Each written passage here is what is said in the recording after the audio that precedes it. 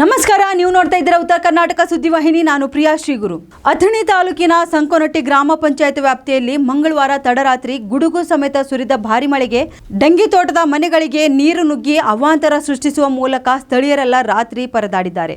ಪಟ್ಟಣದ ಮಸೋಬಾ ಹಳ್ಳ ತುಂಬಿದ್ದ ಕಾರಣ ಡಂಗಿ ತೋಟ ಮನೆಯಲ್ಲಿಟ್ಟಿದ್ದ ಎಲ್ಲಾ ದವಸ ಧಾನ್ಯಗಳು ನೀರು ಪಾಲಾಗಿದ್ದು ಜನರು ಗ್ರಾಮ ಪಂಚಾಯತ್ ಅಧಿಕಾರಿಗಳಿಗೆ ಹಿಡಿಚಾಪ ಹೊರಹಾಕಿದ್ದಾರೆ. ನರೇಗಾ ಯೋಜನೆಯಡಿಯಲ್ಲಿ ಹಳ್ಳ ಹೂಳೆತ್ತುವಿಕೆಯಲ್ಲಿ ಅಧಿಕಾರಿಗಳು ನಿರ್ಲಕ್ಷ್ಯದ ಕಾರಣದಿಂದಾಗಿ ಈ ರೀತಿಯ ಸಮಸ್ಯೆ ಉಂಟಾಗಿದೆ. ಹಳ್ಳ ಹೂಳೆತ್ತುವಿಕೆ ಮಾಡಿದರೆ ಮಳೆ ಬಂದಾಗ ನೀರು ಮನೆಗಳಿಗೆ ನುಗ್ಗುವುದನ್ನು ತಪ್ಪಿಸಬಹುದಿತ್ತು ಎಂದು ಅಲ್ಲಿನ ನಿವಾಸಿಗಳು ಆಕ್ರೋಶ ವ್ಯಕ್ತಪಡಿಸಿದ್ದಾರೆ.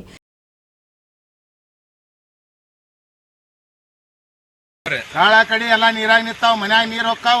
ಪರಿಸ್ಥಿತಿ ಯಾರು ಕೇಳವ್ರೆ ಹೇಳ್ರಿ ನೋಡು ನೀವು.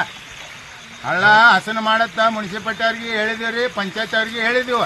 ಈ ನಮ್ಮನೆ ನೀರು ಬಂದಾವು, ಯಾರು ನಮ್ಮದು ದಾದ ಮಾಡಿಲ್ಲ, ಇನ್ನ ತಕ್ಕ ಯಾರು ಸನಿಯಕ್ಕೆ ಹಾದಿಲ್ಲ. ವೋಟಿಂಗ್ ಟೈಮ್ ಕಟ್ಟು ಬರ್ತಾರೋ, ನಾವು ಮಾಡ್ತೀವತ್ತಾರೋ, ಅವರು ಹೇಳ್ತಾರೋ. ಗಪ್ಪ ನಮ್ಮದು ಹೋಗ್ಯಾರಿಂದ ಎಲ್ಲ ಪರಿಸ್ಥಿತಿ ಈ ನಮ್ಮನೆ ನಡೆದೈತಿ.